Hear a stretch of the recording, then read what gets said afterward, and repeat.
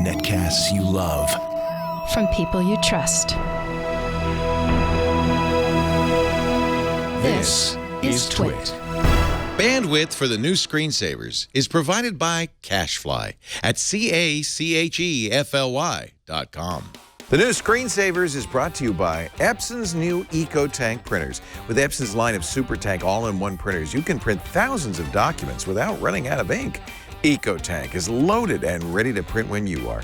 Visit Epson.com/EcoTank to find out more. And by Wealthfront. Wealthfront is a low-cost automated investment service and the most sophisticated way to invest your money. Whether you've got millions or you're just starting out, visit wealthfront.com/NSS and sign up to get your free personalized investment portfolio. That's wealthfront.com/NSS. The ultimate SSD guide. Print with your Raspberry Pi and Google. Live from the Twit Brick House in beautiful Petaluma, California. This is the new Screensavers.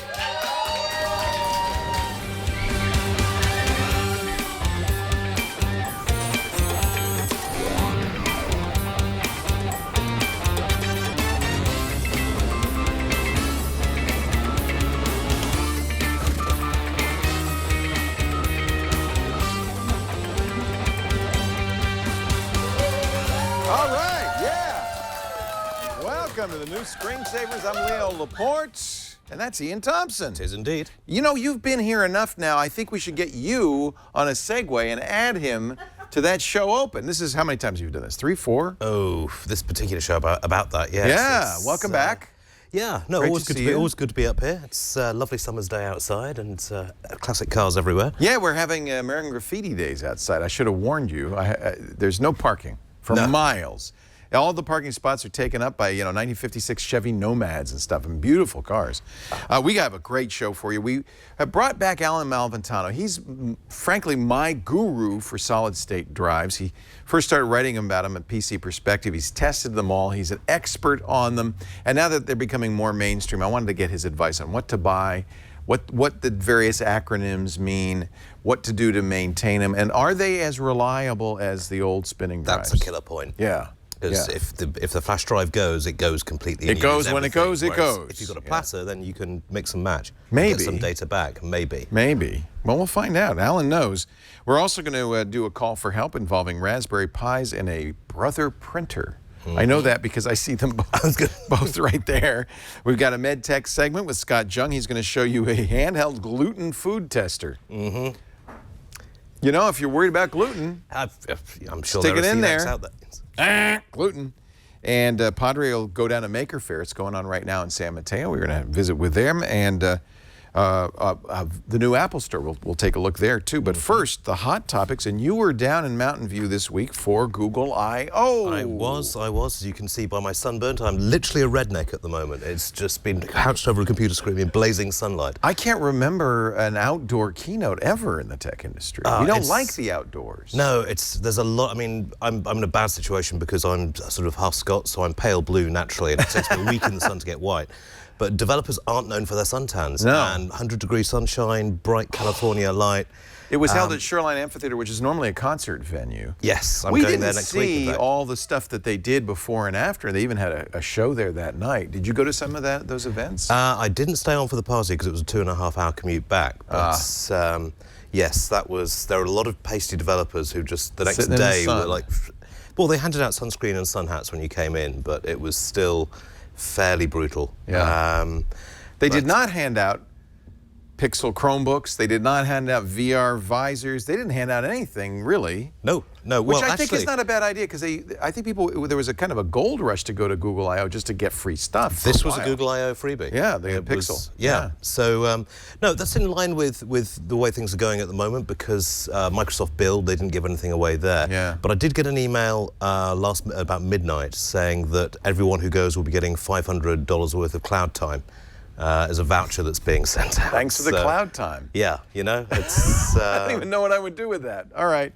So there were some announcements. We should really talk about what there were a lot of announcements. First of all, we should point out it was not Alphabet, it was Google. So no Larry Page, no Sergey Brin, no Nest. Yeah. This was just Sundar Pichai and the Google crew. They started off talking about their new kind of search platform. It says no more 10 blue links. Search really is much more, and in particular, machine learning. I noticed they didn't want to use the word artificial intelligence. No, it's odd. There was almost as though there was an edict going out, but you didn't hear AI mentioned in any of the keynotes that I attended. It's Skynet. Well, some people are scared by it, but I honestly think all this talk about, the singularity is massively overhyped. I'm very excited because we did get one of the Google Home devices. No, we didn't. That's a Glade freshener. But it's about the same size and shape as Google's competitor for the Amazon Echo. It's called the Google Home. That has this AI, this search. It's kind of like Google Now Cards that you speak to. It's basically Google Now has been increased to sort of the Google Assistant. It smells very fresh in here all of a sudden. Another thing geeks don't like, fresh air. Well, I don't know. Actually, saying that, an outside conference, it did have a couple of... I like the idea. If they'd organised it properly, it could have really worked. But as it was, then they had two small geodesic domes for meeting in that only held 150 people. Right. When you got 7,000 developers there, you had to queue for an hour in the sun just to get into What was the most popular? I'm going to guess the most popular event was where they showed Android on the Chromebook. Yes. That was a hard one to get into. Chromebook, actually, I was reduced to flashing my press pass and asking for early access. Please let me in. Pretty much, yeah. And it worked, thank goodness. But there is video online, and we might even have it, of this. It's basically going to start in September. If you have a Pixel as you do, a 2016 Pixel, or one of two Asus devices, you'll be able to turn on developer mode in your Chrome OS, and you'll get it next month. And so this is what it'll look like. Here you are in your Chromebook. This is a Pixel, and the Play Store just shows up as one of the apps, and pretty much it looked like any app will run in there. Developers don't need to modify their apps in most cases. Yeah, there are some limits on it. Basically, what it does is it launches a full version of Android within a Linux container. Right. So you can run any Android app on there, but the Play Store won't allow you to download an app if your hardware if it needs something that your hardware hasn't got. They've said that if there's some things that if you need like an always-on cellular connection, then it won't let you down. Yeah, right. But it's most of the 1.5 million apps are going to work. Oh yeah. I mean, interesting point. GPS, for example, that will work because your Wi-Fi can be used to triangulate position. They want position, not precise GPS readouts. You have the coarse positioning. She's actually using not Google's own app, Snapseed, but Photoshop Mix. Yeah, exactly. From Adobe. But it works, and that's kind of the amazing thing. Office applications, it basically gives the Chromebook and Chrome OS access to a vast store of applications. Yeah, I mean, it's going to massively increase the range of Android apps. From an enterprise perspective, if you're using enterprise Android apps for your mobile workforce, then this works a treat as well. I'd say we've been waiting for this for so long, and we couldn't understand what the holdup is. But well, they've changed how they were doing it. They were doing it with Arc, which was the Android runtime for Chrome, and they decided that wasn't going to work, and they went back to the drawing board. Yeah, I'm very excited. I think this will give Chrome OS a boost, and already it's doing well. This was the week it was announced that Chromebooks had outsold Macintoshes for the first time ever last quarter. Indeed, and also 50 million in schools. This is a game. Because you're suddenly on a fast processor and have a GPU. Exactly. It accelerates Android apps. It's great. It might be better than on your phone. Could well be. Yeah. There's other things, though. They announced a lot of things. I mentioned the Home. That's going to be, you're going to be able to talk to that. That'll be out later this year. They didn't say later this summer, they said. They didn't say a price. Fall, which I'm presuming is early autumn, because they seemed very bullish about getting it out in time. New apps, the Allo messaging app. Yeah. Not clear if this is replacing Hangouts or what, but it also has the machine learning kind of interaction with Google built into it. It's actually, to me, a better bot platform. I like the idea of, with Facebook bots, I found it annoying. You'd add a bot and then it'd pester you. Yes. This is different. This is more like the bot is Google. Yeah. You talk to Google and then it kind of intermediates for you and makes a reservation or does something you want to do. It's very interesting from Google's perspective because it's identifying you with the company rather than and making sure that they can integrate all the areas they've got tendrils in to make sort of life a lot easier, as they put it. I like it. I don't want to add a bot. I want to be able to get this messenger to do things for me. Isn't that ultimately what you want? And also, it's an entirely personal thing because it's based on your personal use of Google, whereas Siri is much more sort of impersonal in that respect. Well, and that's going to be the battle, right, between Apple protecting your privacy and Google saying, give us everything. The more you tell us, the better we are. Yes. And you know, if you're willing to make that trade, I don't have a problem. Edward Snowden was critical of Allo because he said strong encryption is built in. It's using the signal encryption, you know, the Whisper Systems encryption. Kind of, yeah. Yeah, it's got some authentication differences. The Whisper system's fine, but it's not built in across the board. It's defaulted off. Yes. So Snowden said it should be on by default. I disagree with Snowden. That's fine for him. If you're Edward Snowden, you probably should have encryption by default. Use WhatsApp, use something else. But the Google machine learning needs to be able to read what you're doing to be of value to you. So I understand if you're going to use Allo, you're kind of saying to Google, yeah, I'm going to give you everything you could possibly want about me, where I am, what I'm doing, what I like, because I get value out of that. That's when you tell me, oh, you're at the airport, here's your ticket, spontaneously. If you use the incognito, now it does have an incognito mode. The adultery mode, yes. That's what they call it, the sexting mode. If you wanted to use that, you could use it, but it's not on by default. Yeah, you see, I disagree because I think you can still do an awful lot with encrypted information. If you look at things like homomorphic encryption that Microsoft's been doing a lot of work on, you can still grab chunks of useful data out of data without it being How do you unencrypted. get it if you can't see it? If it's because you can recognize certain patterns within encrypted data. Very little. I mean, I look at if you want it that. It takes an enormous amount of time and processing power. Do that. Use WhatsApp. I, for one, I don't mind that Google knows I would give Google everything because I get more value out of it. My Google Now cards are more useful. My home will be more useful. Allo will be more useful. Yeah. So I think it's appropriate to have choice. And I don't know, you know, what's going to be interesting to see how much they force people to use it. For instance, will it be the default messaging app on Android? I think it's going to replace Hangouts in the same way that Homo sapiens replaced Neanderthals. I mean, it'll just naturally outcompete it. Because you'll want it. This is my point. You'll want it. There's the rub. Yeah. You want that capability. Exactly, particularly when you can do things with it that you can't do on Hangouts in so many ways. They also announced Duo, which is their version of FaceTime. Both cases, by the way, these will work on Android and iOS. They're cross-platform. Yeah. Allo had one unusual feature called Knock Knock, and I thought this is going to be problematic. When you call somebody on Skype or FaceTime, it rings, it'd ring your phone, and you'd say, oh, Leo's calling. That's all you'd know about it. Now, my video starts, and I could say, Iain! Yes, Iain! exactly. Pick up the phone! Iain!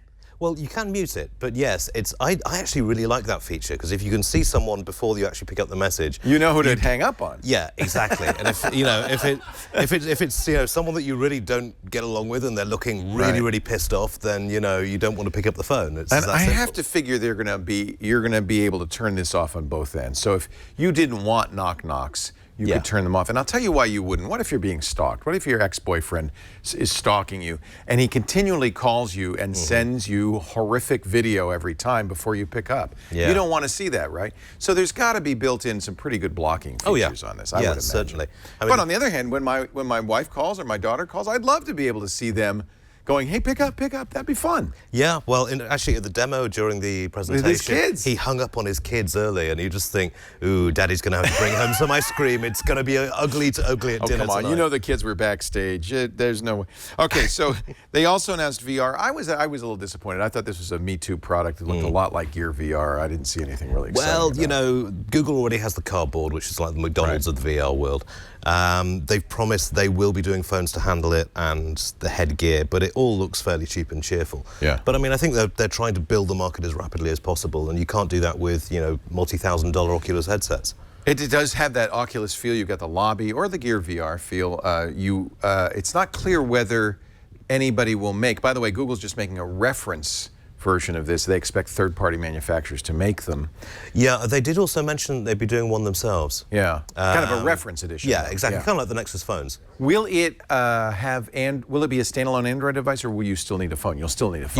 You still need a phone, and none of the phones out there will currently do it. Oh, great. They've said basically, Nice. You'll this need this is for Android N. Yeah, you'll need Android N, and you'll also need special sensors in the device and a very low latency screen capable of handling 60 frames per second. So not every smartphone is going to be able to do this, but they have got a load of smartphone manufacturers on side to produce kit once it becomes available. I'm guessing Samsung's not in that group. No, I wouldn't have thought so, but Xiaomi is, and Hugo Barrett was sort of tweeting throughout the show. Former Googler, former demo exactly, guy. former head of Android. So it's, those two I think are going to get very close. And Xiaomi need an in into the US market, and they can produce hardware very cheaply. They make beautiful phones. They do. They do. People love these phones, and they're cheap.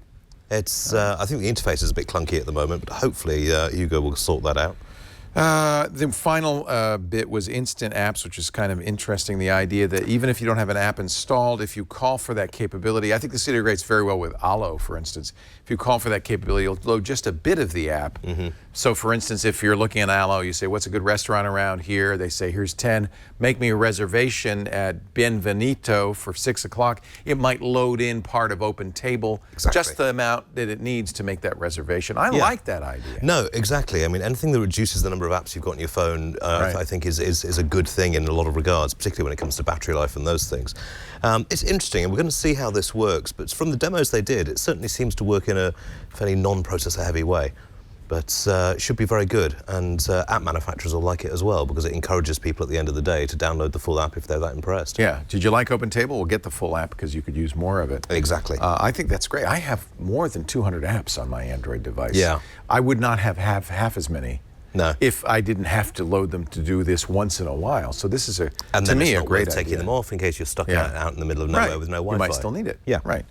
My hope is that, it all really is going to come down on all of this to implementation. We've seen Google announce products like the Glade air freshener, like the Google Home, like the Q, that they never release. So, I couldn't give that thing away. I'm not surprised it didn't work It's very possible that Google won't put the energy into instant apps or that it needs to, but I think it's a good idea. It kind of, you know what, to me it feels like we're finally getting out of this idea of siloed applications. What you really want is a phone that does whatever you need it to do and not have to get an app for everything you want to do. You just want it to know.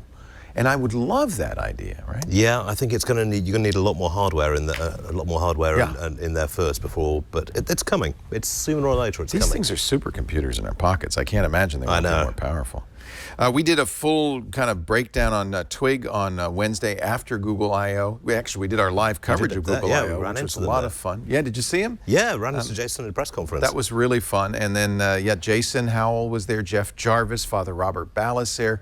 Lots of coverage, and you can find it at twit.tv/specials for our keynote commentary with Russell Holly and Andy Yanako, and Ron Richards, too, of All About Android. And then Twig episode 353 has everything and all our analysis. One more thing before we get to our first call for help. Now, have you been in the new Apple store yet? It just opened. No, it opened around the corner from us, but I was back from Google and just foot on the floor trying to get stuff done in the office. So, say again? Oh my gosh, I almost forgot. They've been trying to tell me. They've been signaling me. We'll talk about the new Apple Store in just a little bit, but before we do that, Parker Higgins is on the line. Parker, my apologies. From the No worries, thank you. You're very patient, from the Electronic Frontier Foundation. Google is also hearing about all the I/O stuff. It's exciting. Have you been stuck in the courtroom, the Google versus Oracle trial? Well, exactly. I've heard that there were announcements going on, but I had my attention very focused on what the judge was saying and what the lawyers were saying.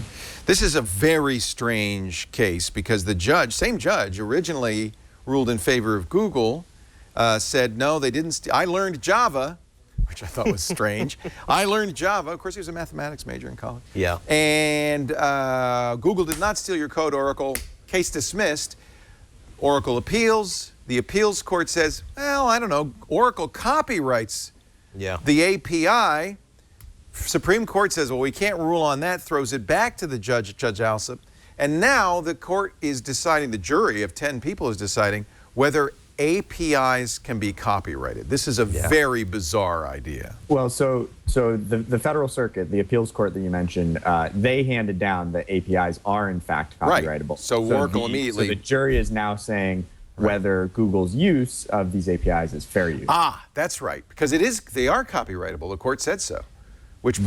That's what the appeals court said. It's a terrible and the strange thing about this trial has been that both sides are sort of proceeding in their arguments as if that didn't happen. But it is, of course, what the upstairs judge said, and so it is what the jury has been instructed. So the defense is it's a fair use of a copyrighted API, which is even more arcane, frankly. Do you feel, as you watch the jury, and by the way, they've seen everybody, Larry Page testified, Larry Ellison via video. What is your sense of the jury as you watch them? Do they see them understand what's going on here?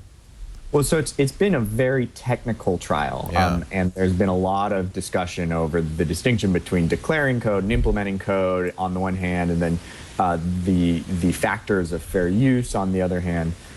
But this jury has been very conscientious, and they're obviously paying attention. One juror has gone through 2 full notebooks and is on to his 3rd notebook. Good Lord. And even both sides agreed to let the jury take their notes home this weekend to study. So there are a lot of developers who are concerned about non-technical people making this decision that has a lot of import for the technical community, but these people are really trying to pay attention at least. If the jury finds for Oracle and says, no, there's no fair use defense, presumably Google, didn't the Supreme Court say we're not going to rule on this until this trial? So that is what the Supreme Court said. And just as a matter of practice, they declined to rule on almost everything that comes their way. A lot of people petition for cert, and they grant a very small amount. And so no matter which way this goes, it's very likely that one side or the other is going to appeal again. The same court that, the same appeals court that ruled on the copyrightability question before will hear it again. It doesn't go to the Supreme Court. It goes back to it goes back up to the federal circuit, and then at that point there may be another petition for Would it go to the Ninth Circuit, or would it go back to D.C.?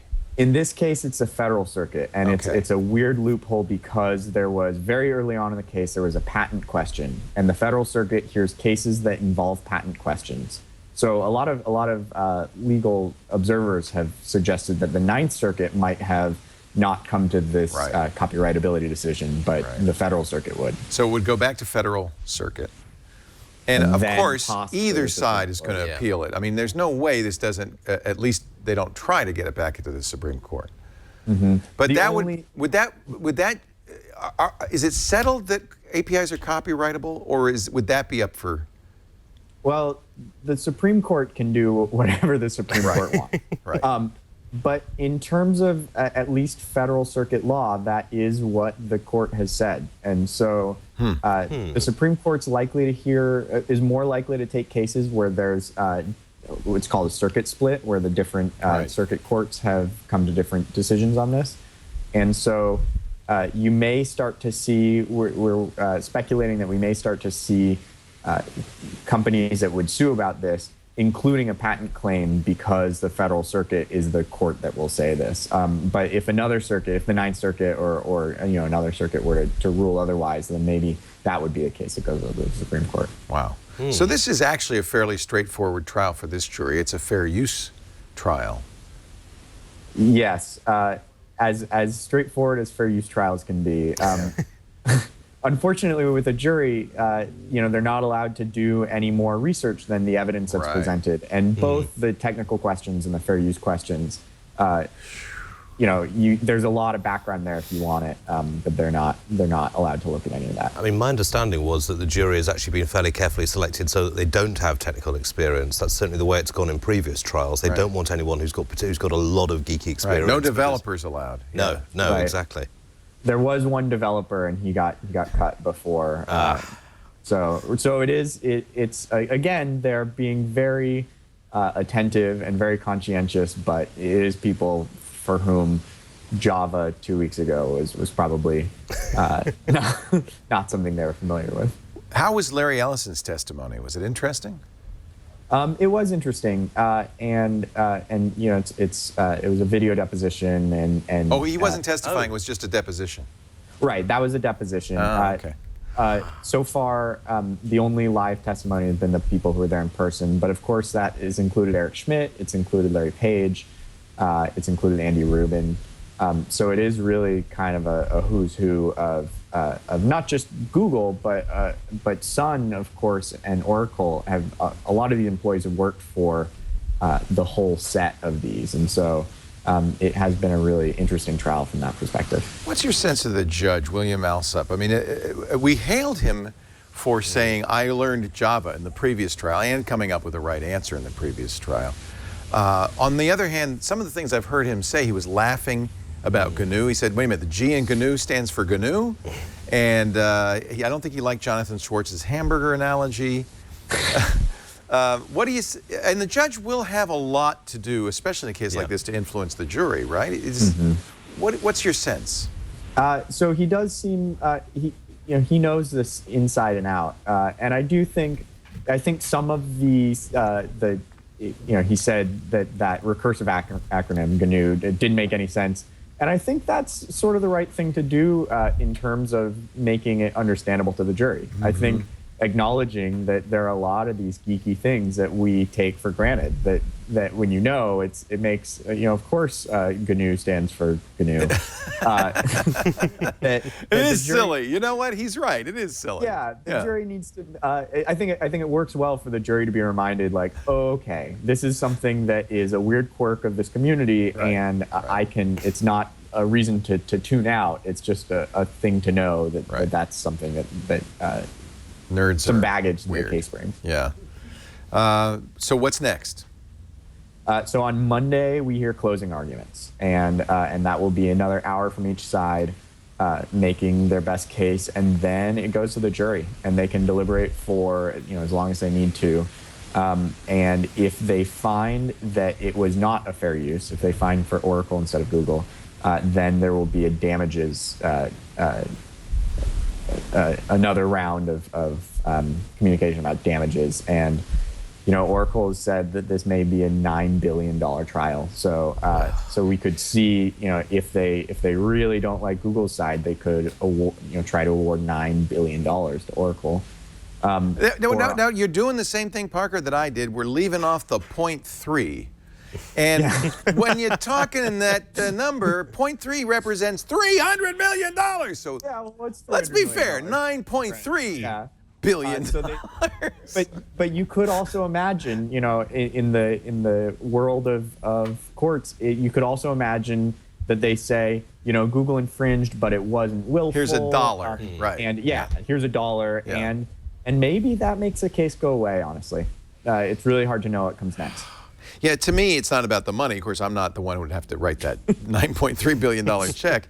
It's about the issue of whether APIs should even be copyrightable. I guess that's a done deal. It sounds like it, but I think it's an incredibly dumb decision. Oh, it's horrible. Yeah, well, and the one sort of saving grace is that a lot of people look at this and say, okay, that may be what the Federal Circuit said, but would anybody in the world except for Oracle sue over this? Well, that's true. Like everyone else knows that even Oracle's on both sides of this, where people could theoretically sue Oracle, but no one wants to. No one wants that decision to be out there in the world, and so maybe the damage will be contained by the fact that only Oracle would be so bold as to sue over it. I think bold is possibly the wrong word. Not one of the ones. How about greedy? Greedy, vindictive, spiteful, grasping, miserly. Those sort of words. Those are good words. Hey, Parker, thank you so much for joining us. Parker is Director of Copyright Activism at the Electronic Frontier Foundation, which I support monthly with a donation, and so should you, EFF.org, because they do God's work. Really very, very important. Well, thank you. Thank you, Parker. Great to talk to you. Appreciate it. Cheers. We'll skip the Apple Store, although I want you to field trip. I want you to go check it out. I shall pop round. I shall hold my nose. We did get it. Doors. We could show a little bit of that video because Kara, we said, hey, is anybody in San Francisco? They opened it today. It is, instead of the Genius Bar, it's the Genius Grove. See those 24-foot tall glass windows? They can roll those back, and you feel like you're outdoors, even though you're inside the Apple Store. Isn't that wild? Look at that. I've got to say, it's distinctive. Certainly, it's as I can't wait to go. Well, as Lisa Simpson said in The Simpsons when they had a Apple store, it's like, it's so impersonal.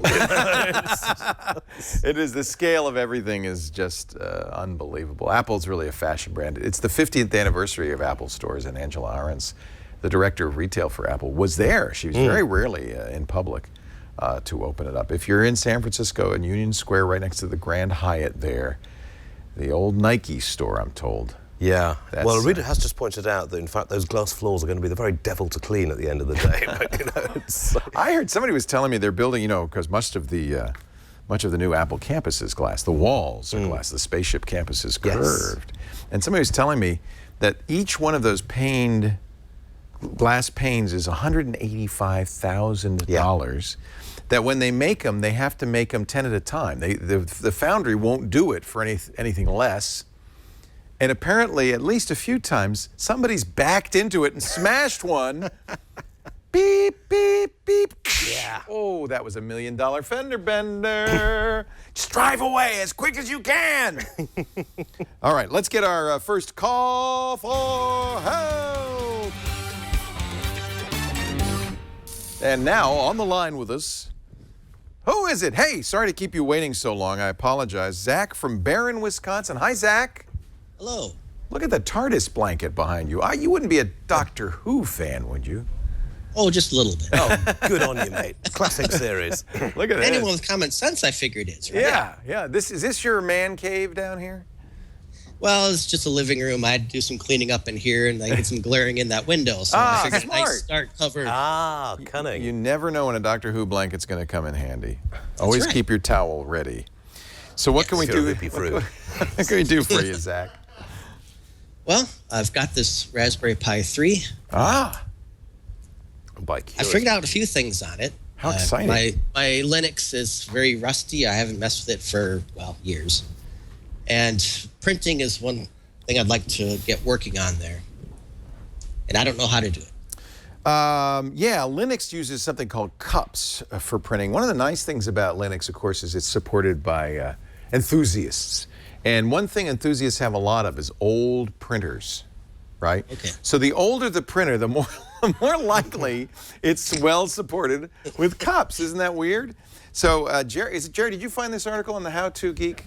It's how to add a printer to your Raspberry Pi. I'm going to show you. Actually, I'm going to pull up. We have a Raspberry Pi too, but it's very much it's very much the same. And I yesterday walked through this article and did exactly what the article suggested. The first thing you're going to do is you're going to do apt-get.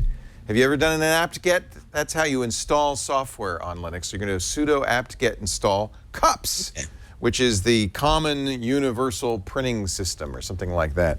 The next thing you're going to do is right there, I've got the command, which is open up and edit. I'm using Nano to do this. The cups conf file, the configuration file, which is an etsy/cups/cupsd.conf. And once we open it up, most of this you can ignore, but they talk about what to do. First thing I did, and you don't have to do this to get the printer working, but it sure makes it easier, is open it up for access from your network. You can now use another computer to log in to the Cups printing system on your Raspberry Pi. That way you don't have to sit in front of your little tiny Raspberry Pi and do all the work. You actually SSH'd in. SSH is also enabled on Raspbian. You're using Raspbian, the Linux distribution that comes with the Raspberry Pi, I hope? Yeah, I've got the newest version already on there. So yeah, in fact, before you do apt-get install cups, you want to do apt-get update and apt-get upgrade to make sure you have the latest latest software and the latest mirrors. There's also a few other editing things you're going to do. You're going to allow local in a couple of places. Again, I won't do all the details here, but it's just really editing a text file. You're going to add a few lines, and once you do that, you'll be able to run cups from another computer. Cups runs on port 631. So if you're on your internal network, the same network, you can actually just go to your Raspberry Pi. Up here, we're on Wi-Fi, as you will be, because you've got the Pi 3 has built-in Wi-Fi. And if I hover the mouse over the Wi-Fi icon there, let me do that again, you'll be able to see what your IP address is. There's many ways to do this. This is the easiest. 10.140.8.124. So I'm going to enter in this computer, 10.140.8.124, and then I'm going to add 631. That's the cups port. And if all goes well, I'm now talking to the Raspberry Pi on my computer here. And here's the cups interface, the standards-based open source printing system. I didn't know this, developed by Apple for OS X. but it's used by every Unix system I know. You can read more about it on this website, but what you're going to do is go to administration, and no, that's okay. That's normal. It's because it's you have to log in. I'm not sure why I'm not getting the login. Let me go to login and see if that helps. You'll be asked, maybe not. You'll be asked for the login, which of course, unless you've changed it, is Pi and Raspberry. Pi is the user, Raspberry is the password. Let's try it one more time. Default, that's... Yeah, the default, unless you changed it. You know, I don't know. I was in there earlier. I don't know why I'm forbidden now. There's a couple of things you'll see immediately. First of all, there's no certificate on your Raspberry Pi. So your browser's going to say, hold on there. You're not allowed in. This is unsafe. And you just go, yeah, I know it's unsafe. And you do it anyway, because you're not on the public internet, are you? What you'll do is you'll get the certificate warning. You'll get the login. Once you do that, you're going to search for a printer, and it's actually going to be very easy. It'll see what printers are on your network. Is the Brother networked or USB? It's networked. Oh, even easier. Excellent. So it's already on the Wi-Fi. The only issue, and you'll see this if you go to the CUPS document, there it is, yeah. Add printer. It'll actually find the printer. And the real question is there a driver for that specific model? It'll show you a list of drivers. I wish I could do it because I could actually show you the list of drivers it does. It's really kind of cool. If the exact driver is not there, an older printer, a Brother probably will be.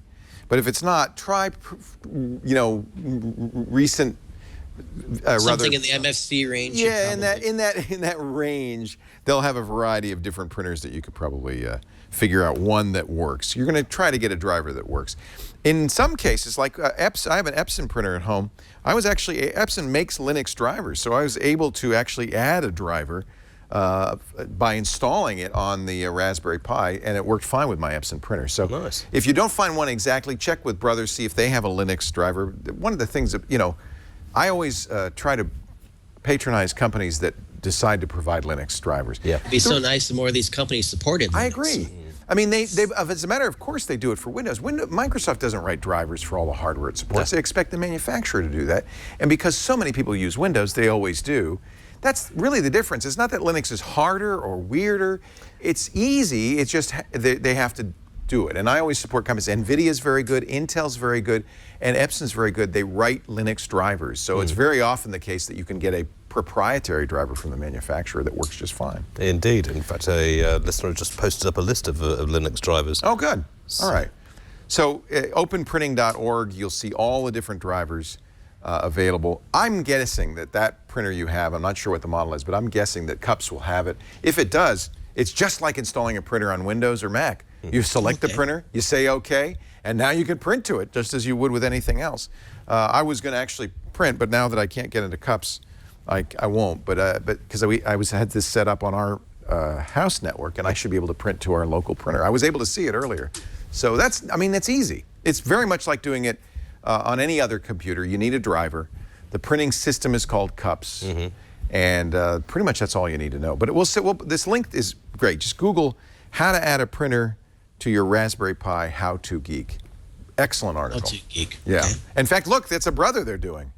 Oh, right there. Yeah. It's an older article, but the steps still work exactly the same. You'll see it's a different version of CUPS. CUPS has been updated considerably since then. All right. CUPS. Hey, it's nice to talk to you. What do you do, Zach? Oh, I've just got an office job. I work at a local casino Nice. in Turtle Lake. That's good. So you could just say, well, no, I deal craps. No, that wouldn't be right. Well, anyway, I work on the roulette wheel. Nice to meet you, Zach. It's great to talk to you. Nice to meet you. Thank Take you. care. Cheers. Have a good night, mate. Yeah.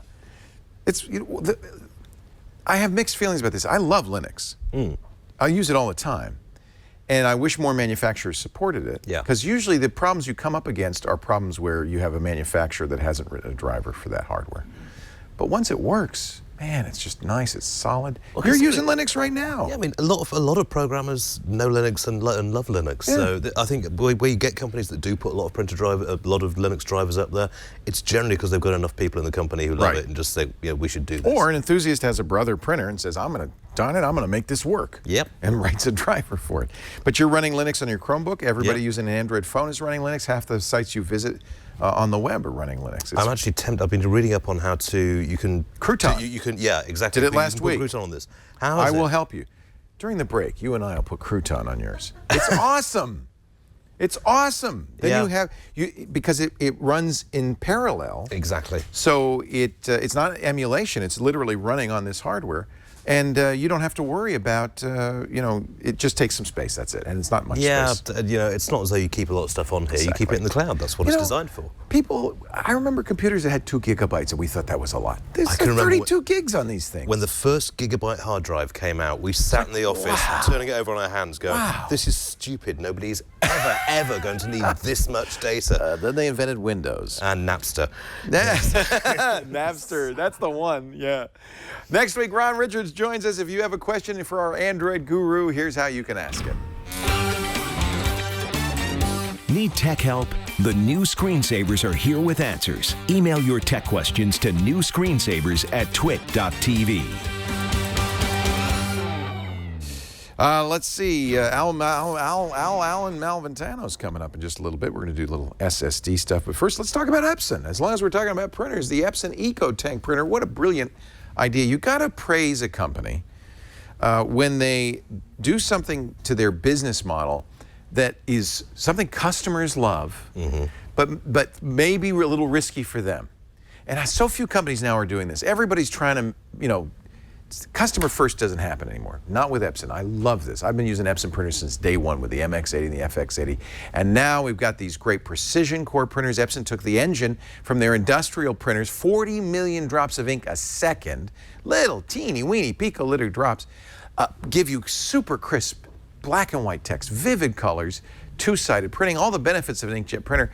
But what is the thing that you really want? You don't want to stop in the middle of a print job to go get another cartridge. You want it to print for 2 years, right? That's where the EcoTanks come in. Epson.com/EcoTank. The EcoTank printers are precision core printers, but instead of coming with cartridges, they come with tanks and bottles or packs of ink. We got the 4550 at home. I set it up for Lisa. Lisa said, I want to try the EcoTank. I said, all right, we're going to get you the 4550. This was, by the way, CES Innovation Award winner this year at 2016 CES, because this is such a great idea. You put the bottles in.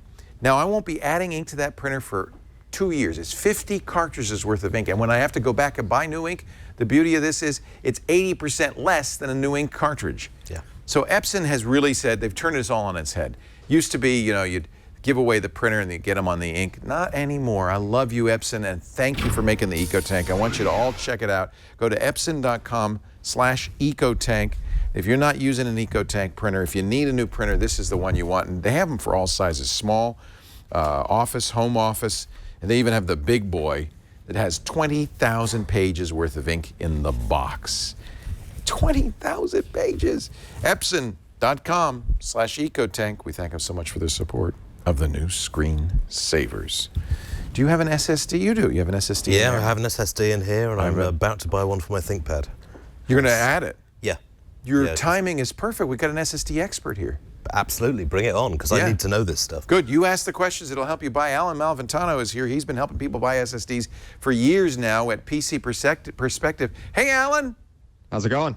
Former NSA analyst, by the way. Did you know that? Now we got to kill you. Okay. While you're here, I've got some questions about... So anyway, Allyn, you've been testing when did SSDs start to become kind of widespread in the consumer? It was probably right around the X25M came out. That was the Intel, yeah. Yeah, I think that was somewhere around 2008 or so. It's around that time when people still had the. It was still really expensive though, so people held on. Yeah. It was 80 gig was like $700 when that drive first came out. So. What's the price per gigabyte now? It's come way, way down. Yeah, it runs around 30 cents a gig or so. What? That's unbelievable. I was going to say $1 a gig. No. It's 50 cents a gig. It's for SATA. Yeah. Okay. But so the point being, there's no reason when you get a new computer not to get an SSD, or is there? I mean, at this point, you should at least get one that's. You don't have to get one that's going to hold everything. Your boot drive. Your boot drive, the thing with Windows on it, the thing with most of your apps on it, that should definitely be an SSD at this point.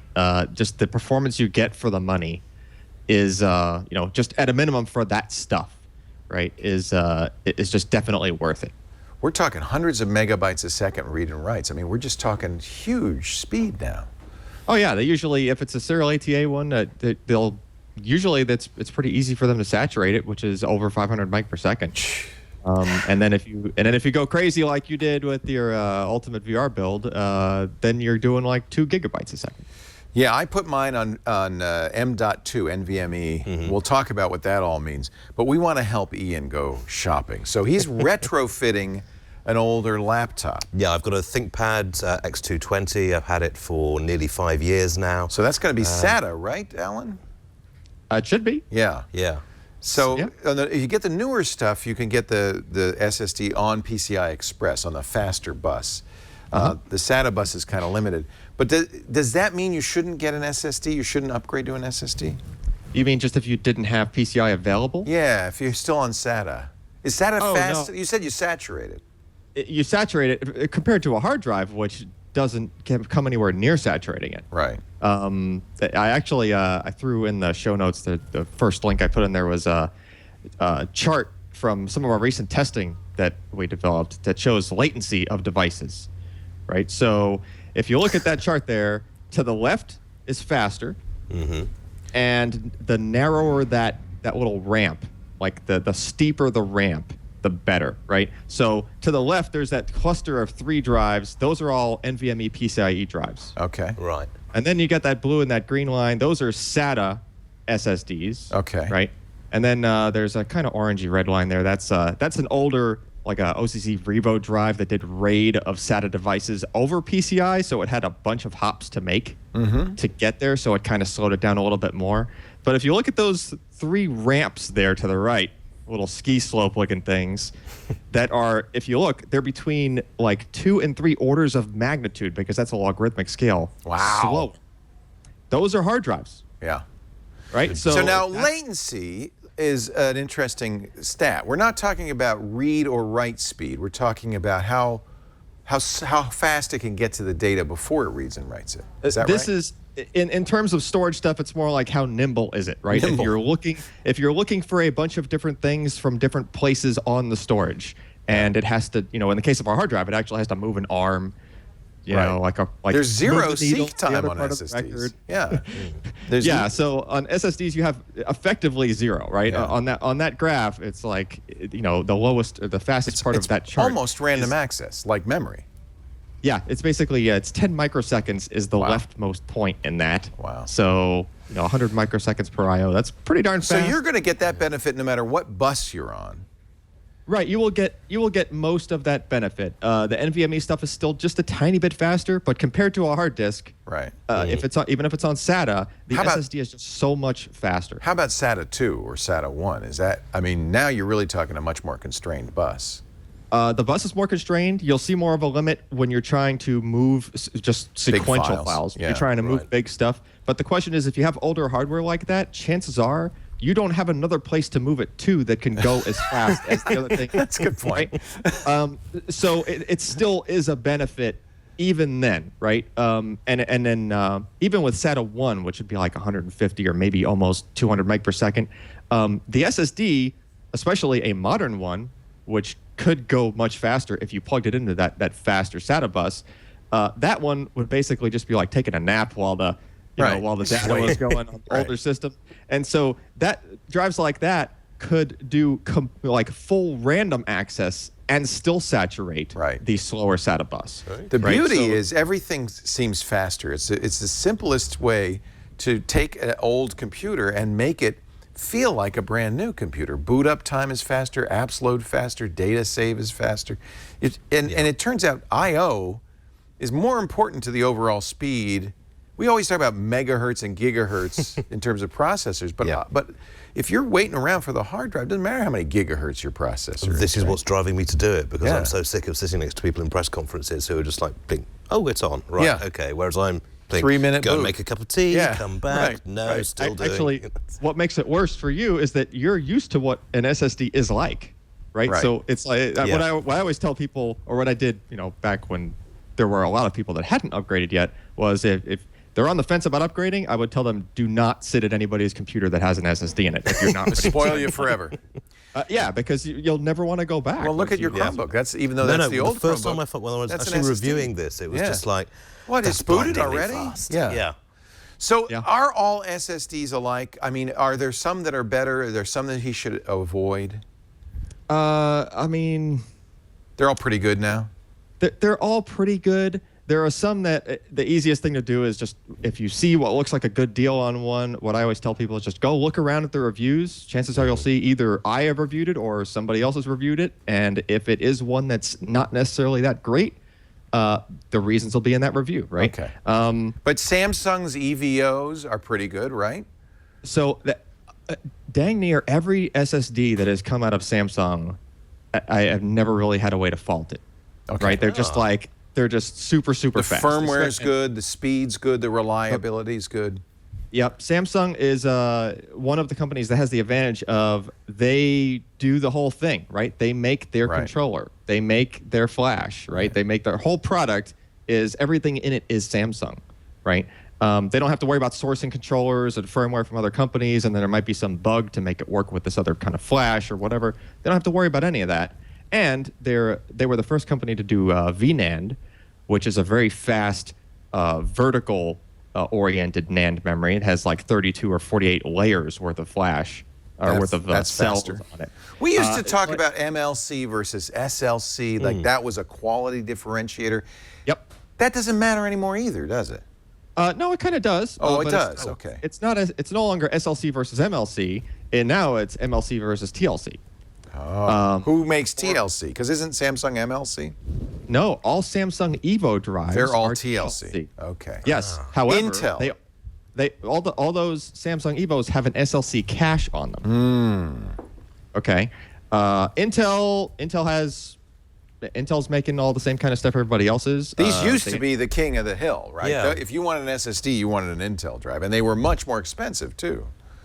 Yeah, I will say I am the most impressed with Intel's like quality control. Yeah. Right. However, Samsung is a very close second in my mind. I'll tell you, all I buy now is the Samsung EVOs. Is there a big difference in the 940, 940 Pro, 950? Does that matter? The 840, 850, does that matter?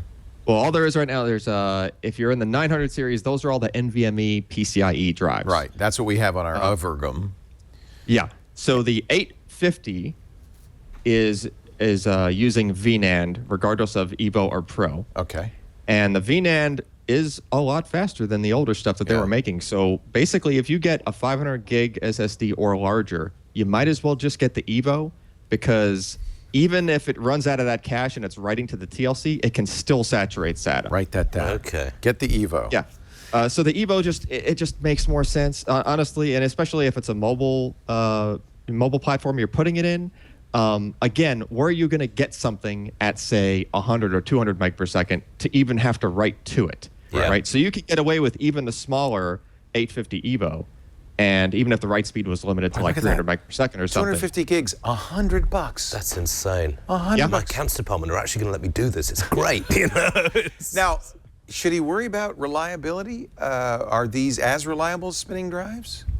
Well, especially in a laptop, if you think about it, part of what makes hard drives unreliable on mobile is like dropping them while they're spinning, and the fact that you're moving the thing around, and it's basically a gyroscope, or it's trying to be a gyroscope. And I remember Leo on, I don't know, year or two back, you were like twisting around an external hard drive while it was spinning, and the stream went crazy on it. So you're going to destroy the bearings in it, right? Because the bearings are you can feel the torque because it's spinning and you've got centrifugal force and... Yeah. So you've got all those things like that. It's a mechanical thing. It's a very precise mechanical thing. They work fine. But on the other hand...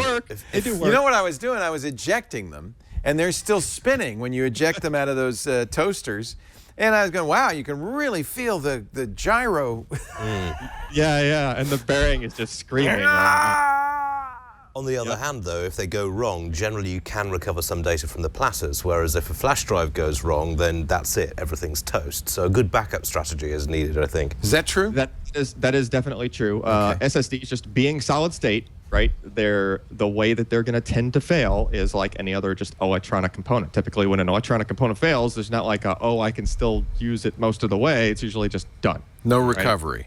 Just stops working. Well, there is recovery. It's just expensive. Right. And it's coming to the point where it's a similar cost as it is to a hard drive recovery if you were to ship it off to, a data recovery place. Oh, okay. All right. So they can do that. Yeah, that's They reassuring. can do that. Yeah. Yeah. Oh yeah, like Drive Savers. Yeah. I actually toured Drive Savers facility a few months Just down back. the road a piece. Yeah. Yeah, it actually is, and they've got they had SSDs just ripped open on workbenches all over the place over there. And they can actually just take the data right off of all the individual flash chips and then stitch it all back together the way that it would have been delivered by the controller. Now, so it is possible. So right? you don't have to set up a RAID Ian system. is paranoid, and we've already Ian established cares that. about his privacy. He cares about his privacy. And Yeah. that is one issue with SSDs. It's hard to wipe them completely, is it not? Well, okay. If you are using any system that uses trim, like just a Windows system or, if you're on a Mac, it will use trim, but it has to be one of basically the SSDs that are certified by Apple. Right. There used to be that silly thing like Trim Enabler or something on OS 10, but I'm not sure if that works anymore. But if you're using trim, that actually is a nightmare for forensic people.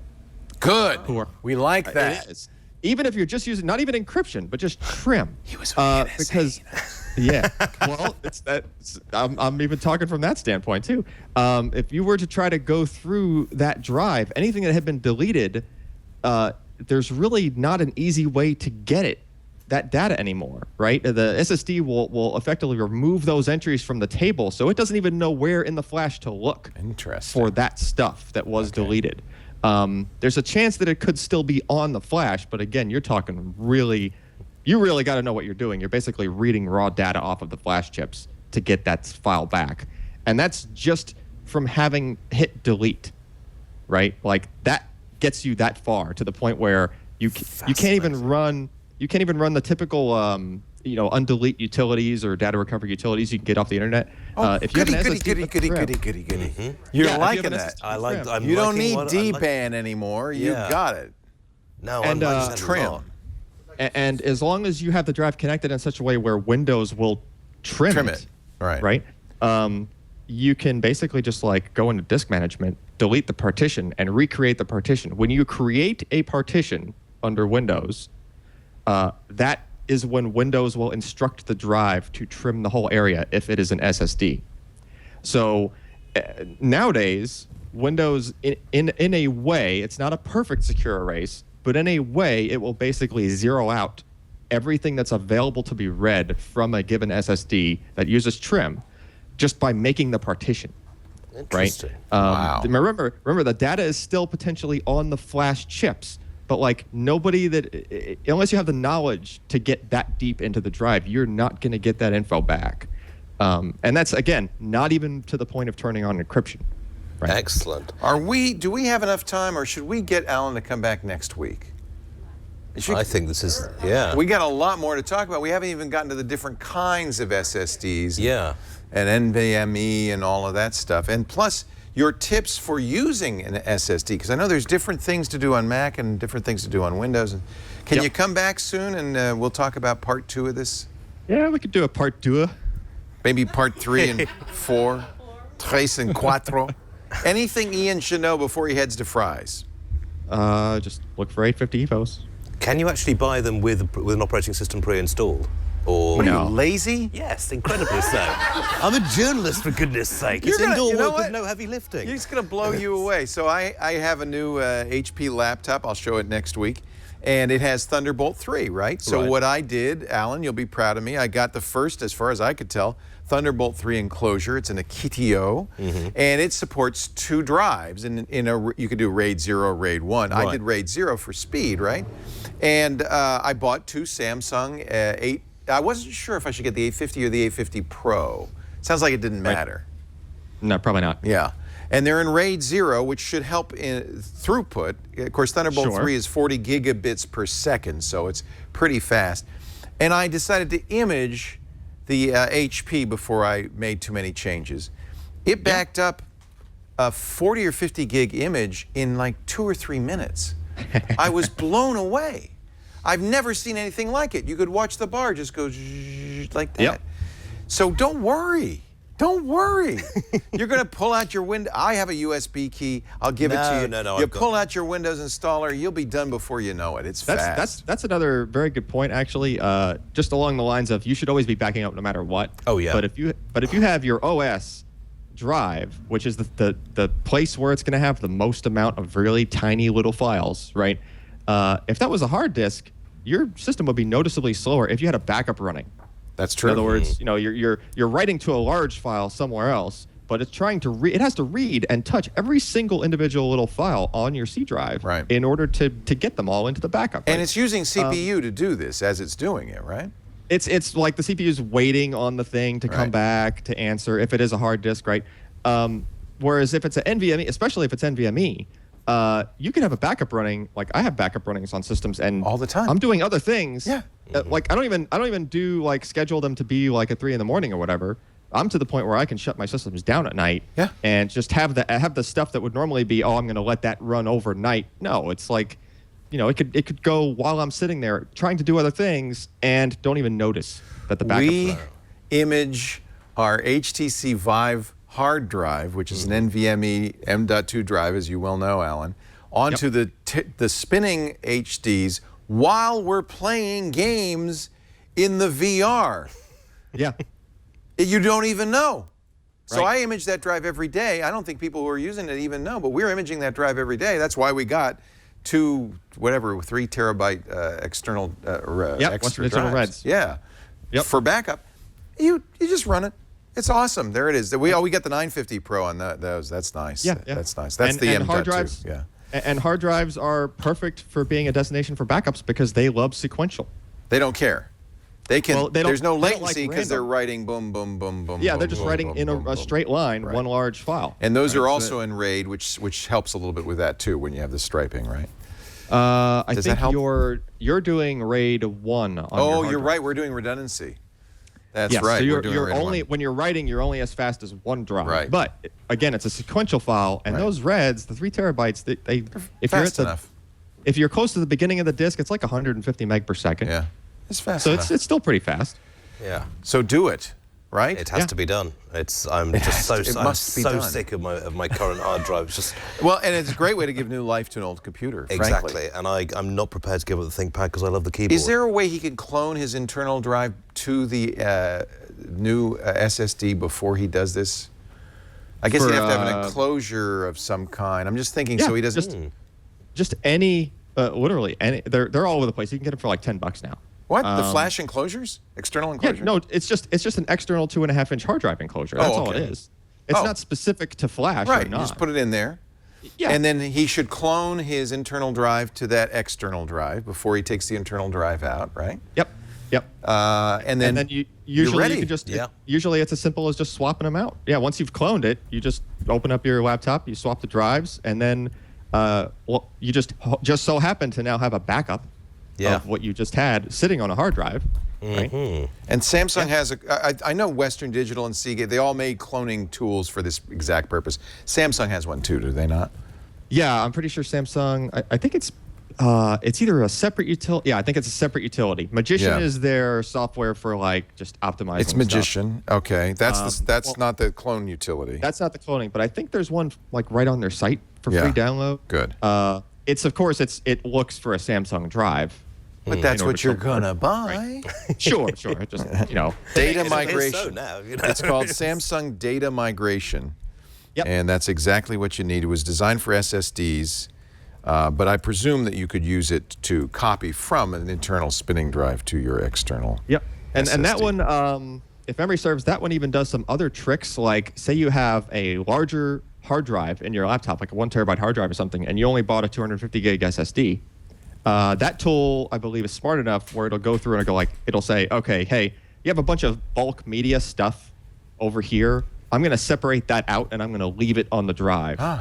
and That's I'm smart. not going to image it. Yeah. That's right. smart. So it could basically just image only your So your OS. whole Napster collection, you could just leave that on. I don't know what you're talking about. No, I'm legitimate now, and nothing but streaming from good sites for me. So, all the bulk stuff just stays on the drive, on the hard disk, doesn't get cloned over, saves the space on the SSD, and then you just have to remember, well, okay, now it's still on the hard drive. I have to copy it somewhere else if I want to keep. Yeah, but it's a good way of making sure that you don't. If you've got any malware or anything on there, it's a good way of making sure that you're not bringing that across as well. That could go. You don't have malware on your computer. If you do, then you should start over. Yeah. You think you might have malware? Start over. Yeah. This is the time. Nuke the site from orbit. An SSD install is a good time to just, wipe it. Inflate it anyway. So fast anyway. And then you're going to take the old drive and put that in an external enclosure because then you'll have access to your data. Yeah. Hey, it's so good to talk to you. Allyn Malventano, he's at PC Perspective. That's PCPER.com, a regular on Twitch This Week in Computer Hardware with Patrick and Ryan on our network. Come back and we're going to talk about trim. Apparently you can trim on El Capitan now. Yeah. On OS 10. So we'll talk about trim on Windows and Mac and why you want to do it. We'll talk about the different buses. There's lots more to talk about. Our SSD expert. But we had to get you on now because before Ian heads out to the CompUSA store. Well, there are so few stores around now. I know. Where do you go? You go to Amazon. That's all, right? Exactly. Or Fry's if you have Fry's near you. There's a lot of fun. You guys have micro centers out there? I don't think so. No. You still have micro centers? Man. Yeah. Yeah, they're all near where I'm at. Wow, nice. Where are you at? Near Cincinnati. Okay. Yeah. Thank you so much. Cheers, mate. That's excellent. Isn't he great? Yeah, you've got to have this guy back on. Just do it. We'll have Allyn back soon to talk about part 2 and then maybe part 3 and part cat. Thank you, Allyn. See ya. Allyn Malventano. Coming up, our MedTech expert, 3 gadgets to help monitor your health, including this one. I'm going to make you wear this one. This one, you put this on inside your belt, and it measures your breathing. It's called the Spire. Oh, okay. And it sees if you're calm or if you're tense. Okay, as long as you don't get the fat detector one near me, because I'm feeling very tense. This is actually kind of pretty. Look, it's got like faux cork, and this feels like a little pebble. Yeah, it's still uncomfortable. First, though, let's talk about investments. Talk about uncomfortable. I'm going to make you uncomfortable. Watch this. Are you saving for your retirement? How about the kids' college education? How much money do you have put down for a rainy day fund? If that makes you uncomfortable, maybe you ought to find out about Wealthfront. Everybody ought to be saving, right? The question is, and the real challenge is, where do you save that money so that it won't be disappearing, frittering away while you're out and playing? Well, you want to invest it, right? But do you want to take care of all that, pay attention, learn everything you need to know? Or maybe you want to hire an investment advisor. You know how much those guys charge? Oh my gosh.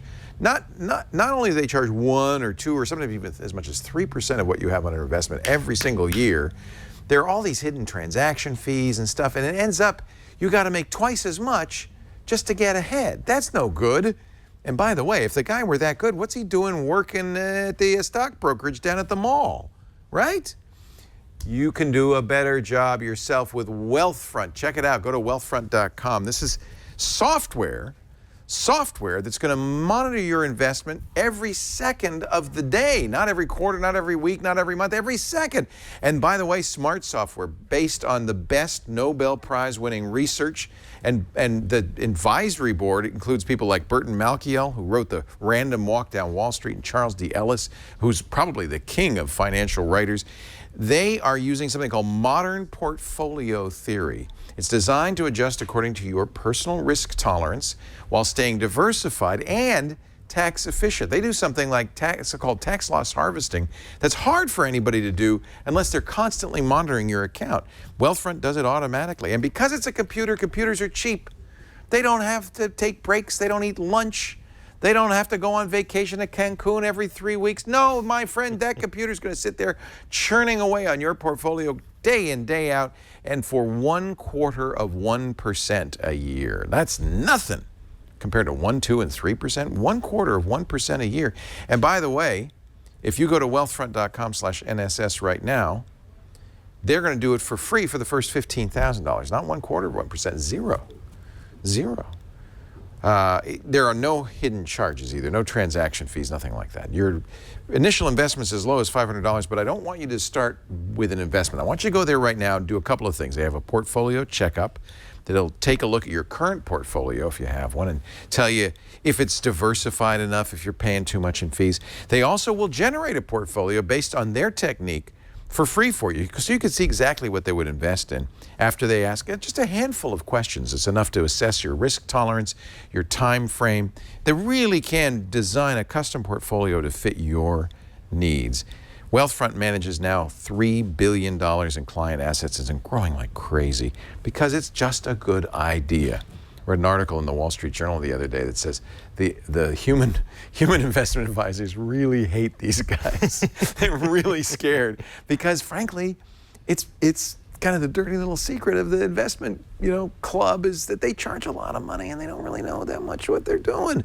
Go to wealthfront.com/NSS. Find out the right way to do it. Wealthfront.com/NSS. And remember, when you invest, they're going to manage your first $15,000 free of charge because you used that address.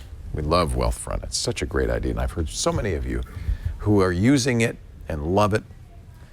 Our MedTech expert is here. 3 gadgets that use technology to monitor your health. Also, Padre, he's down at Maker Faire, which is going on right now in San Mateo. Let's do Padre first. He sent in this report, and then we'll get to Scott Jung. Padre sent in this report some of his favorite projects from Maker Faire this week.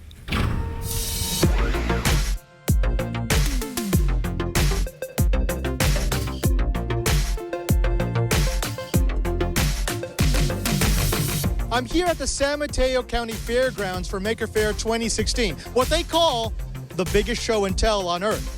And yet there are still people out there who don't quite understand what Maker Faire and what the Maker movement is all about. They see things like this, a fire-breathing motorcycle passenger vehicle, or say a swing for high fives, and they think that Maker Faire is just a festival. It's a place for hippies to play with their art. And yes, that's true, because Maker Faire is part Burning Man and part Google I/O. It's a combination of the different worlds here in the Silicon Valley. I had a chance to speak with Dale, who actually runs Maker Faire, and what he said was that when they created the fair, they wanted to make a space that was safe for inventors, for tinkers, for artists, for people who want to learn from others and be inspired by their work. And that's truly what we've seen here at Maker Faire. In just a few hours of walking around the hall, we've seen everything from 3D robots to MakerBots to Microsoft with a new version of Windows 10 for the Raspberry Pi for Internet of Things. Now, that particular device was interesting because not only did it invite the tinkerers, but it invited the people who were serious about big data analytics. Do you want to install one of these on a jet engine and have Microsoft Azure do its analytics to find a baseline for performance and then tell you when it deviates from that performance? You can do that. Do you want to make the next best thing that will go onto a desktop or onto a wall? You can do that. Do you just want to tinker with a Raspberry Pi and see if you can make it work? Well, you can do that. And truly, that's what's behind Maker Faire.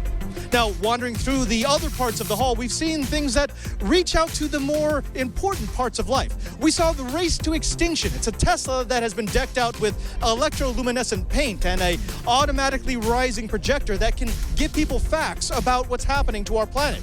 We've also seen San Jose State coming out with their latest version of what the future of public transportation may look like.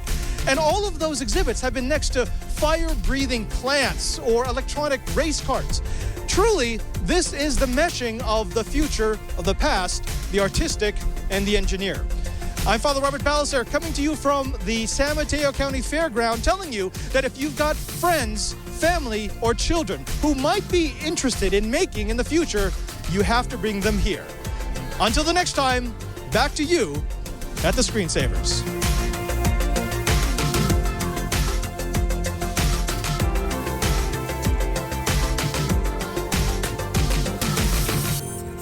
Time for another look at amazing medical gadgets. Scott Jung is here. He is the senior editor at Med Gadget. So I guess if I call it a gadget, it's okay. Sure, why not? Yeah. But some of these are much more serious than gadgets. Some aren't. I mean, some could be life-saving. Definitely. And we're really in this era of the quantified self where we just have all sorts of buzzers and whistles and stuff. This first one is hysterical. It's called the Spire. Tell me about this. Yeah, so it looks like a rock on a coaster, but this is actually a wearable that you put on your belt or on your bra, and it tracks your breathing. So it's got a little pressure sensor in it that I can demonstrate. Well, and that was one of the problems I had with it, is it's uncomfortable as heck because this sits inside, you know, so you put this on your underpants or whatever, and this has to touch your tummy, right? Exactly. So I felt like there was, yes, a rock pressed against my tummy, but it does measure breathing pretty accurately. It does measure breathing. I'm pushing this so you can see on the readout, it's going up and down as I'm breathing. So what's the idea of measuring breathing? Well, you know, breathing, it's a good indicator of your mental state. You know, deeper breathing helps you calm down a little bit. Right. And Spire says that the average person, you know, is only physically active 14% of the day, so they claim that this takes care of the other 86%. So this isn't a fitness belt thing like a Fitbit. This measures the opposite. Exactly. Yeah, when you're not. And it gives you notifications. It says, okay, and it gives you like mindfulness notifications, like, okay, take a deep breath, enjoy life. I like the idea, and boy, I have to say the packaging is beautiful. I love the cork. This is the charger, right? Yes. So, yeah. And it sits there like that. Yeah, wireless charging, which is cool. Yeah. Yeah. Spire. Now, this was a Kickstarter, and what's your sense of it? Has it taken off, or is this kind of also ran at this point? You know, I think it's an interesting concept. I think the concept of breathing in your health is something that's a little bit harder to we don't grasp. measure. Yeah, yeah. But I think if people see the value in tracking such a thing, you know, it could definitely take off. Spire, S-P-I, like Respire, only without the re. Yep. S-P-I-R-E. And how much is that, Scott? This is $149. Okay, all right. I think it's nice to have a life coach say, take a breath every once in a while. Definitely, calm down a little bit. What else? So the next one, this is a device called Nima. And this device, what you can do is it can track the amount of glucose in your food. So say you're at a restaurant and you've got glucose sensitivity, like a real glucose allergy. Take a little bit of food, you're gonna put it in this little capsule here. All the chemistry is done in this little capsule here. Oops. Is it glucose or gluten? I'm sorry, gluten. Oh, good. Gluten sensitivity, yeah. Yeah, it is a real. Yeah, because so glucose is something diabetics would be interested in, but there are a lot of people who have or think they have gluten sensitivities. They would love to know if there's gluten in the food. How accurate is this? It's very accurate. It can detect if there is more than 20 parts per million of gluten, which is the FDA standard for gluten.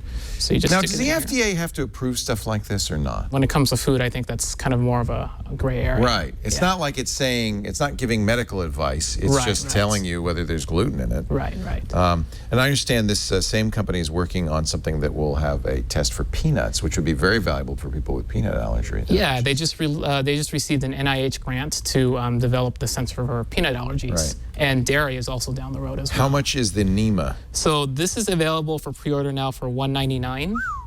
So it's a little bit expensive, but of course it's a new technology, so we're hoping that the price will go down. And of course these extra capsules will cost extra. Oh yeah, you'll have to get capsules. Oh, and look, it has apparently your finger has gluten in it because it was doing a frowny face. So do you stick it in the food? Show me again. Yeah. Or you put food in it? You put food in here. So this is the testing capsule. Oh, and I see. Unscrew the top here. Take a little dab of food. It does drink as well. The only thing it doesn't do is alcohol. So put food or drink in the bottom here. Screw it on. Wow. It pushes the food or the drink down into the bottom where all the chemistry is done. Gluten. I can imagine if this technology is extendable to other kinds of things. You know, I'd love to be able to measure the glucose in my food, or this one is apparently got some bad gluten in there. Stay away. Oh, bad. Yeah, and I mean, it's so useful because, I mean, otherwise you're going against the word of the chefs or the waiters at restaurants, or, you know, any contamination they might have with other foods. So it's definitely useful to really quantify the amount of gluten. That's Nima from 6 Sensor Labs. And then finally we have this. This device is called the VitalPatch.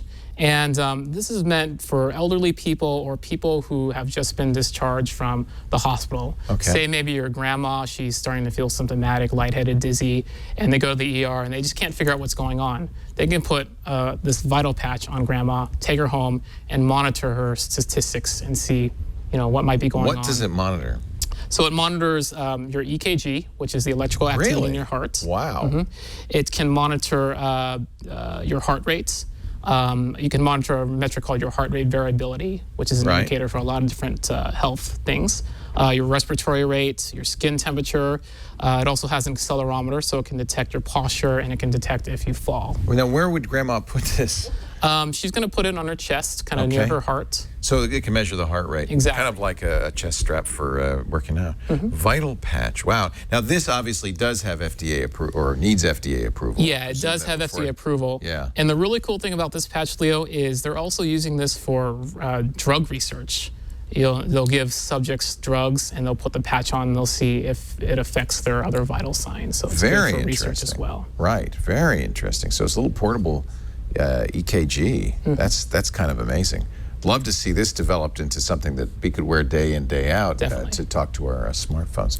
VitalPatch. And how much is that? I guess that's your insurance pays for this one. Yeah, this is given through a doctor, so that depends on insurance. By prescription. Well, that's great. Scott Jung is a MedTech reporter, a senior editor at Med Gadget, and every time you come by, you bring some interesting stuff. It feels like making progress in this area, right? It's getting there. Especially this gluten monitor. I think that's basically a chemistry lab in a box. That's exactly pretty interesting, yeah.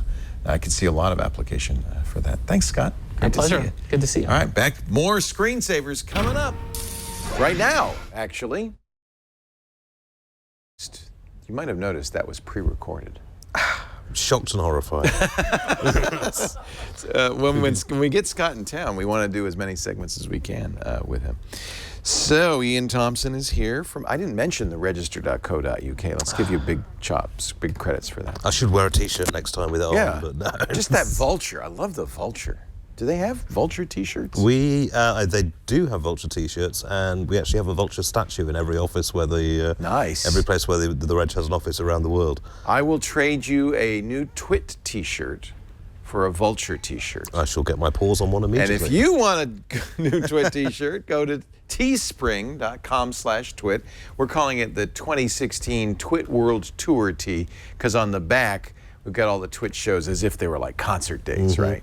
It just kind of inspired me for that. And this is the first time we've kind of come out as IPTV. I think we are IPTV. Definitely. Yeah. And so that doesn't mean like I'm peeing. It means that we are television over the internet, right? That's a different kind of... You're not going to let me forget that instant at the start of the show. We're television over the internet. So we decided, you know what? We're going to get a t-shirt that says proudly IPTV, because we've been doing this for 10 years. Are you ready for the mailbag? I am indeed. Fire when ready, Gridley. Or Tanya. She's having a...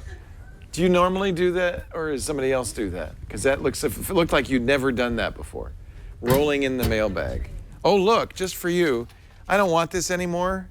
You want an Amazon Echo? I'm so over. You know how many Echoes I have? I have an ungodly number of Echoes. Really? Yeah. Note to self, put on Craigslist for sale, slightly used Amazon Echo. Because I think the Google Hello, I'm excited about that. Yeah, I think so too. It's there is a rumor that people who went to the actual conference will be getting an email in a couple of months saying you'll get one? Your home will be delivered shortly. Sorry, Alexa, I didn't. This does something that I'm sure the Google device won't do, which is read my Audible books to me. I do like that. Yes. I listen to my Audible books all the time. But why is it they're always women? This is why I don't understand. You know, Siri's a woman, Cortana's got a female voice, Alexa has a female... You know, they're all... Why are there no... I mean, You can make Siri a man. Yeah, I know, but I mean, I want Barry White doing my instructions, you know. I know, that would be awesome. I know. And there's a huge market in celebrities to record, you know, these sort of things. And I'd like to tell you that we've got reservations for the restaurant. We'd pick one. I'm going to let you pick one. Okay. I shall take the notes. All right, baby. All right. Actually, this is good. This is the one that... I was going to say. One of these I know the answer to. One of them you know the answer to. Go ahead. Fire away. Okay. Right, we have dear new screensavers. I work in a large tech corp. We are ever vigilant about security. Oh, yes. Good on you. Encryption and HIPAA. I read an article about viruses, malware, and rootkits, and I'm aware of the theory of rootkits, but don't know much about them aside from the basics. Made me think, are Chromebooks safe from current rootkits? Seems like a power wash could clear it, but if the rootkit hits somewhere, how?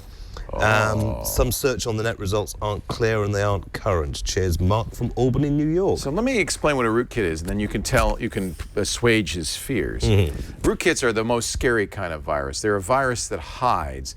And what a rootkit, originally what rootkits did is they modified the operating system in such a way that you couldn't see the files. So they changed how the directory command works so they just couldn't see the rootkit. The rootkit hides in plain sight. It could be sitting right on your desktop, but if your operating system can't show you it, it's as if it doesn't exist. There are rootkit detectors. There's one called Rootkit Revealer. There's lots of ways to find these, and mostly it involves not using your operating system to see what's on the hard drive. The other thing that people sometimes do with rootkits is they'll put them in the boot record so that before the operating system even launches, the rootkit's in there modifying things on the fly, and then once it's in there, it's hard to get rid of. But there is good news. Yes. Basically, when it comes to Chromebooks, you're pretty much protected against rootkits. Because of the nature of the operating system and the way that it's constantly checking back within the hardware and also back to Google, then any kind of change like this isn't going to be hidden and is flagged up. Now, Google's actually so confident about this that they're offering $100,000 in bug bounty if you manage to install a rootkit on a Chromebook running guest mode. So, you know, they're pretty confident. And I spoke to some people at Google and they were saying, actually, we're thinking we might have to raise this a bit more because we're desperate to see if this can be done. Because if they can, it's obviously make it $1 million. Well, yeah, I mean, this is what bug bounties are all about. So it's, so yeah, I mean, very good for protecting against rootkits. Chromebooks are also getting quite a good reputation when it comes to enterprise management. If you're deploying them out over a company, then admin control is very tight. You can lock them down very easily. The only problem you're going to find is if somebody accidentally reveals their login details.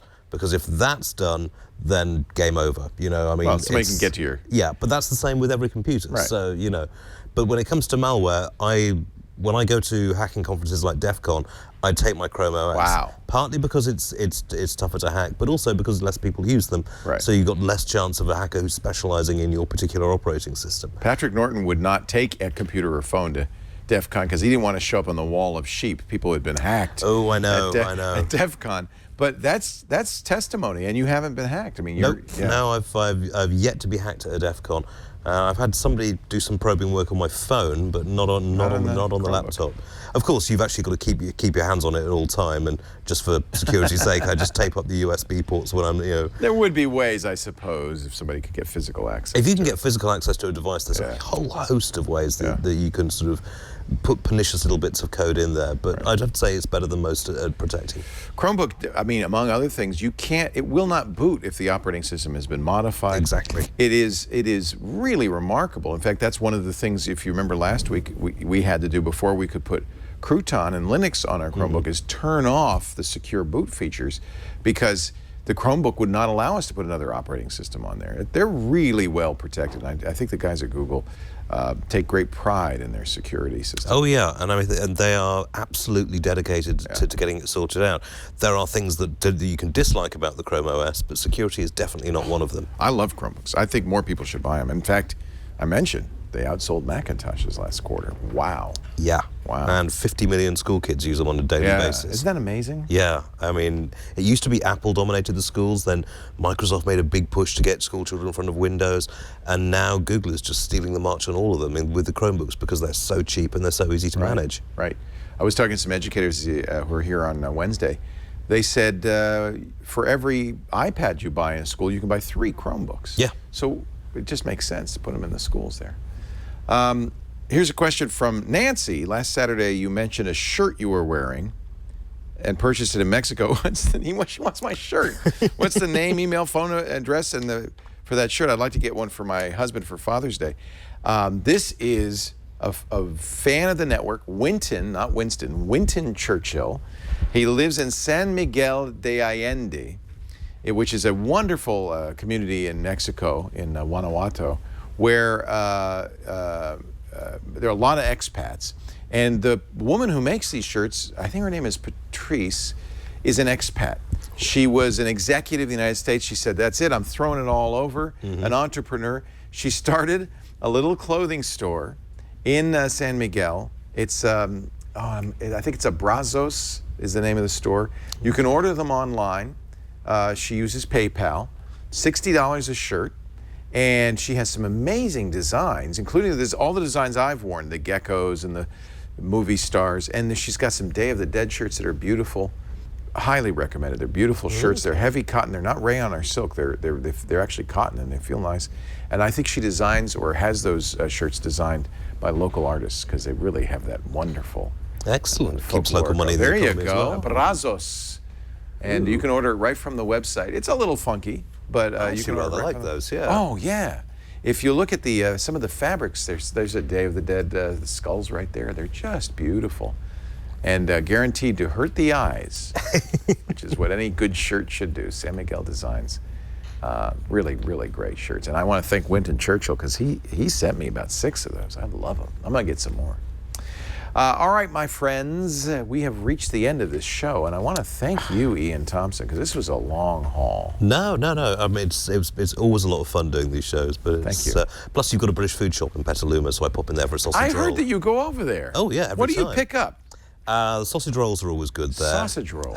Do you get them? Are they fresh, frozen? They're hot and cold, so I usually buy. You could go in there and buy one and eat it? Oh yeah. Seriously. Sausage rolls for dinner, and they're authentic. Oh yeah. Yeah, it's good quality British pastry. I can pick up my biscuits there. I can pick up What kind of various- biscuits? Well, they don't have hobnobs, so it's unfortunately dark chocolate hobnobs are a thing of beauty, but they do have McVitie's digestives there, which are the ideal tea dunking biscuit. Oh, look at that. This is our local London food shop. It's in an alley just around the corner. Yeah, no, the alley kind of looks slightly dodgy, and then you get there. It's a tattoo shop next door. Yeah, but they're the nicest people, you know. It's run by Brits, and it's they do have the quality stuff in there. Well, I'm glad to know it's got the seal of approval. By His Majesty Iain Thomson. Find him at theregister.co.uk. We'll be back next week, as I mentioned. Ron will be here with us, Ron Richards, so we'll talk about Android, I'm sure, and we're going to get Allyn back because he had a lot more to say about SSDs. We've just scratched the surface. No, I'm sorry, you don't want to scratch the surface at all of an SSD. Don't forget our newsletter. If you want to know what's coming up on any of our shows, including the new Screensavers, we put it out every week.